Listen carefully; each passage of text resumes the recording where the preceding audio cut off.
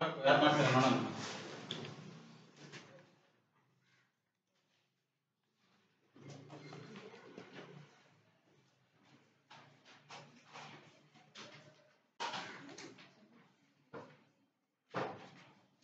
ಪುಟ ಸಂಖ್ಯೆ 46 ಸಂಖ್ಯೆಗಳ ವಿನ್ಯಾಸ. ಯಾರು ಬುಕ್ಕು ಎಲ್ಲರ ಐತಾನೆ ಯಾತ್ರೆ ಎಲ್ಲ ಅವ್ರು ಬರ್ಕೊಳ್ರಿ, ಮನೆಗೆ ಹೋಗಿ ನೋಟ್ಸ್ ಮಾಡ್ಕೋಬೇಕು. ಇದನ್ನೆಲ್ಲ ನೀವು ಎಕ್ಸಾಮಿಗೆ ಹೋಗಕ್ಕೆ ಒಂದು ವಾರ ಮುಂಚೆ ನೀನೇ ಪ್ರಿಪೇರ್ ಆಗಬೇಕು, ಏನಾದ್ರು ಪಾಸ್ ಆಗಲ್ಲ. ಕಳೆದ ವಾರ ನಾವು ಮಾಡಿದ ಪಾಠ ಇದೆ. ಈ ಪ್ರಶ್ನೆಗೆ ಉತ್ತರ ಏನ್ ಬಂದಿದೆ? 4, 12, 20, 28. ನಿದ್ದೆ ಮಾಡ್ತಾ ಇದ್ದಾರೆ ನೀವು ಹೇಳ್ತಾ ಹೋಗ್ರಿ, ನಾನು ಬರೀತೀನಿ. ನೆಕ್ಸ್ಟ್ ಮುಂದೇನಿದೆ? 4, 4,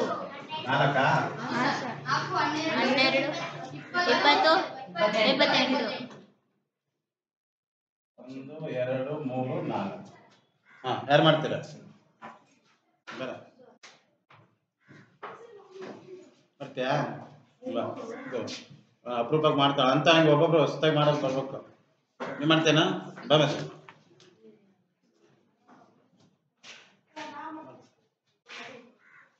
ನೀನು ಮಾಡ್ತಾ ಇದ್ದೀರೋ ಯಾರು ಮಾಡಿಲ್ಲ ಅವ್ರಿಗೆ ಅವಕಾಶ ಕೊಡು.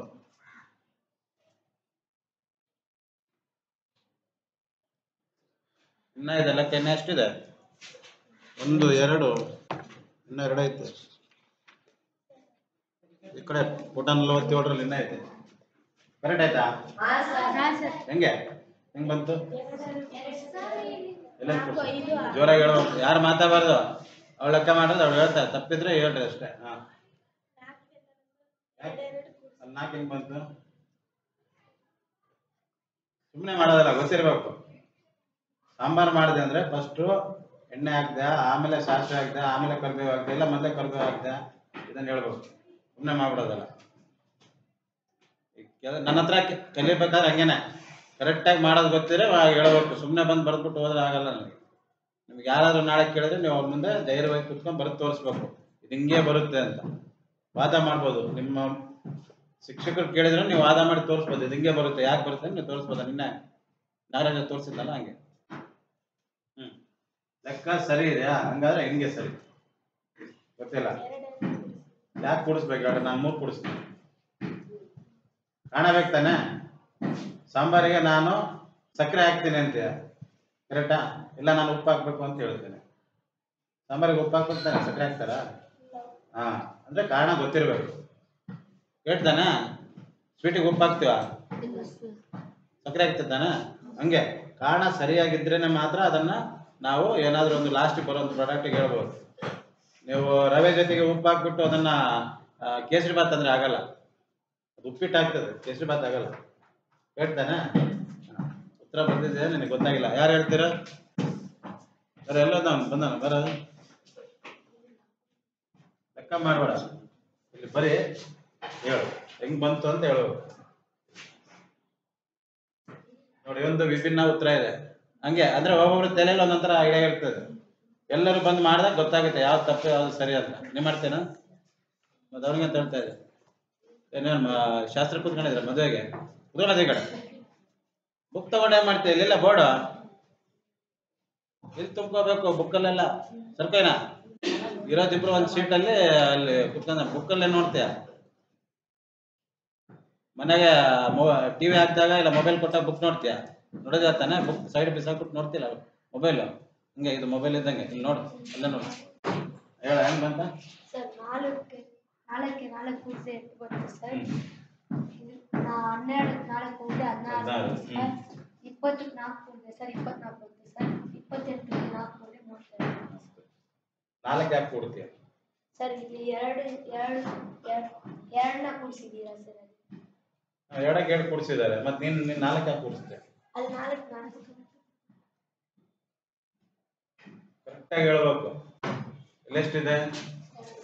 ಇಲ್ಲೆಷ್ಟು ಕೂಡಿಸಿದ್ದಾರೆ? ಕರೆಕ್ಟಾ? ಮತ್ತೆ ಇಲ್ಲಿ 4 ಇದ್ರೆ 4 ಕೂಡಿಸ್ಬೇಕಾ? ನಿಂಗೆ ಹೇಳ್ತೀಯಾ?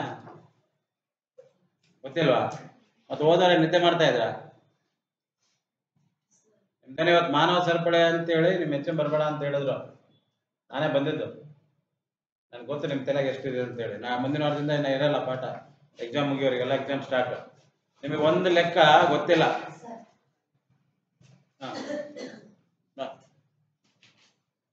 ಪ್ರಶ್ನೆ ಪತ್ರಿಕೆಯಲ್ಲಿ ಮೊದಲನೇ ಪ್ರಶ್ನೆ ಇರುತ್ತೆ ಇದು.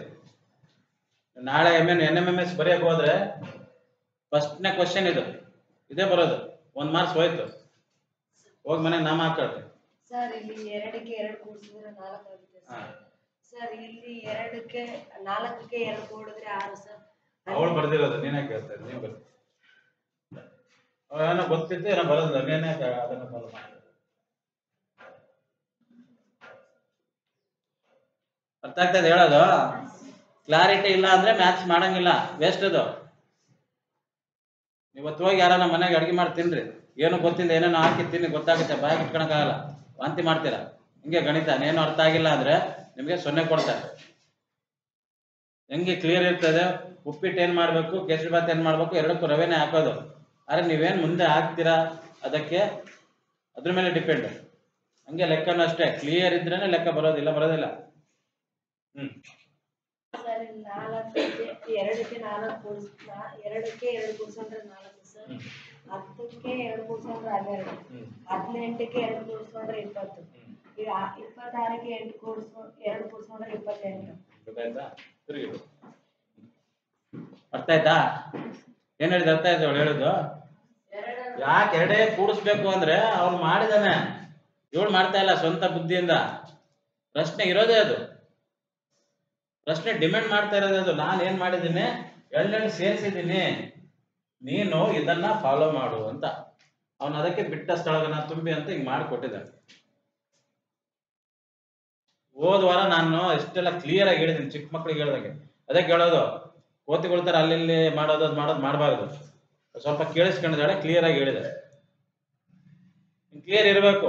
ಇಲ್ಲಿ ಯಾಕೆ 6 ಬರಿಬೇಕು ಅಂದ್ರೆ ಉತ್ತರ ಸರಿ ಬಟ್ ಗೊತ್ತಿಲ್ಲ ಅವಳಿಗೆ. ಉತ್ತರ ಸರಿ ಇದೆ ಗೊತ್ತಿಲ್ಲ, ಅದು ವೇಸ್ಟ್ ಕಲಿಯೋದು. ನಾಳೆ ಇಲ್ಲಿ 2 ಇರೋದನ್ನ 15 ಬಂದ್ಬಿಟ್ರೆ ಮಾಡ್ತೆ, 15 ಒಂದು 20 ಬಂದ್ರೆ ಅಲ್ಲಿ 5 ಗ್ಯಾಪ್ ಆಯ್ತು. ನೀನ್ 2 ಸೇರ್ಸ್ಕೊಂತ ಹೋದ್ರೆ ಉತ್ತರ ಸರಿ ಆಗುತ್ತಾ? ಯಾಕಾಗಲ್ಲ? ಐತಾನೆ ಅವ್ನು ಡಿಫ್ರೆನ್ಸ್ 5 ಕೇಳಿದಾನೆ, ನೀವು 2 ಸೇರ್ಸ್ ಇಲ್ಲಿ 2 ಕಲ್ತಿದ್ದೀರಲ್ಲ, 2 ತಗೊಂಡಾಗ ಹಾಕ್ಬಿಡೋದಲ್ಲಿ.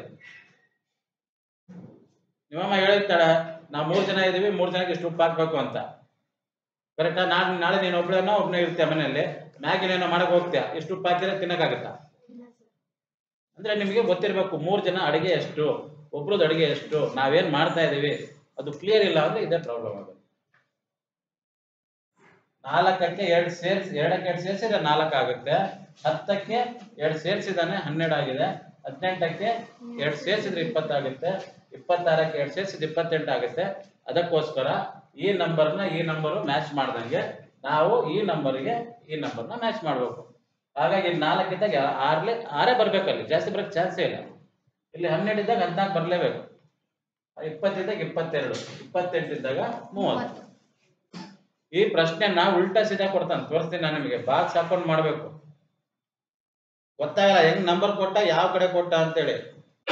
ಇದು IAS IPS ಗೆ ಸುಮ್ಮನೆ ತಮಾಷೆ ಕೊಡಲ್ಲ, ಅವ್ರ ಲೆವೆಲಿಗೆ ಬರುತ್ತೆ. ನಿಮ್ ಕ್ವಶನ್ ಪೇಪರ್ ತಗೊಂಡಾಗ ಯಾರು IAS IPS ಫೇಲ್ ಆಗಿರ್ತಾರಲ್ಲ ಅವ್ನು ತೋರಿಸ್ರಿ, ಇವನು ಗಾಬರಿ ಆಗ್ಬಿಡ್ತಾನೆ. ನಿಮ್ ಕ್ವಶನ್ ನೋಡಿ, 8ನೇ ಕ್ಲಾಸಿಗೆ ಈ ತರ ಪ್ರಶ್ನೆ ಕೇಳ್ತಾರ ಅಂತ. ಅಷ್ಟು ಡಿಫ್ರೆಂಟ್ ಆಗಿ ಕಷ್ಟವಾಗಿದೆ ಪ್ರಶ್ನೆಗಳು. ಅದಕ್ಕೆ ನೀವು ಒಂದು ಲೆಕ್ಕನ ಒಂದ್ಸರಿ ಕಲ್ತ್ರೆ ಮುಗೀತು, ಸಾಯವರಿಗೆ ಮರೆಯೋದಿಲ್ಲ. ನೀವು ನೆಕ್ಸ್ಟ್ ನೀವು ನೋಡೋದಷ್ಟೇ. ಫಸ್ಟ್ ಇಲ್ಲಿ ಏನ್ ಗ್ಯಾಪ್ ಇದೆ, ಕರೆಕ್ಟ್ ತಾನೆ? ಗೊತ್ತಾಯ್ತಾನೆ? 1 ಮಾರ್ಕ್ಸ್ ಇವತ್ತು ನೀವು ತಗೋಬೇಕು ಇವತ್ತು ಅಂದ್ರೆ ಇಲ್ಲಿ ಏನ್ ಗ್ಯಾಪ್ ಇದೆ ಇದನ್ನ ನೀವು ಇಲ್ಲಿ ಫಾಲೋ ಮಾಡಬೇಕು. ಅರ್ಥ ಆಯ್ತಾ? ಈಗ 2 ಪ್ರಶ್ನೆ ಆಗ್ತೀನಿ ನೋಡೋಣ, ಯಾರು ಮಾಡ್ತೀವಿ. ಮಾದೇವಲ್ಲ ಕೊಡ್ರಿ ಒಳಗೆ ಒಂದು ಚಪ್ಪಾಳೆ.